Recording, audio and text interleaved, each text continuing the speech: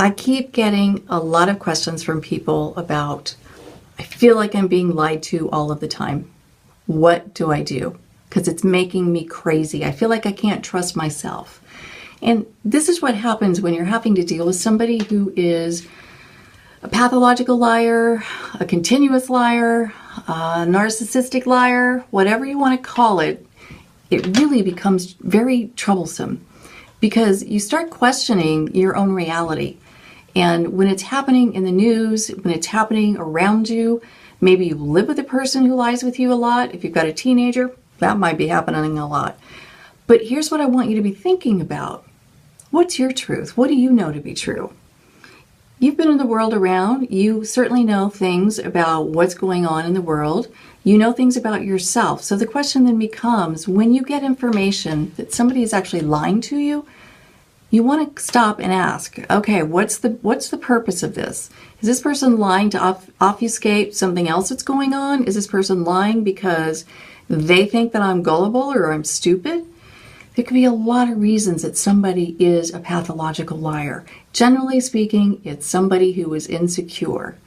And when that insecurity gets tested, then they're going to be out there telling even more lies. Now, a rational person, when they're caught telling a lie, might sort of back away from it and be like, you know what, maybe I should think about this. I'm not really sure about that. Maybe I'm misremembering. They sort of backpedal. If you're dealing with somebody who isn't doing that, who isn't taking accountability, who is not holding themselves responsible for the words that are coming out, then what you need to do is understand and separate yourself emotionally from that person. I am seeing so many people who are so worked up all of the time because there is so much misinformation coming at us. So if you think about this, we're being bombarded by too many messages. And if you keep listening and trying to keep up, you will wear yourself out. I'm not telling you to not be engaged. I want you to be engaged, but I want you to have control of your engagement. I want you to set limits on your exposure to the media. Because when we are bombarded like that, we do start getting a little bit shaky in what's right and what's wrong. I'm not saying your moral compass is being changed, but you then begin to start playing things off of each other. Is this as important as this? Should I pay more attention to this? And then some of you are going to get overwhelmed. So one of the ways that you can handle being lied to all of the time is to limit your exposure to these things. Now, if you're living with somebody who is lying to you all the time, then it's time for you to take a second look at your relationship and figure out what you need to do about that. Someone who is a pathological liar, for the most part, does not change because it's pathological. It has become a part of their character. It's a part of who they are.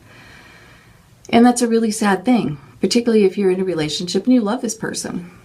But you have to separate and give yourself some distance emotionally there too, particularly if you're trying to work on figuring out what to do about that relationship. If we're talking about larger forces at work currently in politics and such, this is where limiting your social media exposure becomes really important. Pick an issue or two and stick to those, and don't go looking at all of the other ones because you'll drive yourself crazy, because you'll start seeing so much information that you're going to start questioning what is the right information and what do I believe, and oh my God, yesterday it was this and now it's that. It becomes very wearing, and when we get worn down, our resistance also goes down, and you don't want to play into that. But I am going to suggest very strongly that you stop being immersed in the media, that you give yourself several breaks. If you can, I would highly recommend that maybe you check in the morning and maybe in the evening, and during the day you try to stay away, because that will allow you to build up your resistance again, and you're going to need that resistance. We got a long haul in front of us. When we're dealing with pathological people, for some reason they always seem to have more energy than we do. I don't know what that's about. Maybe because they are more afraid. I'm not sure.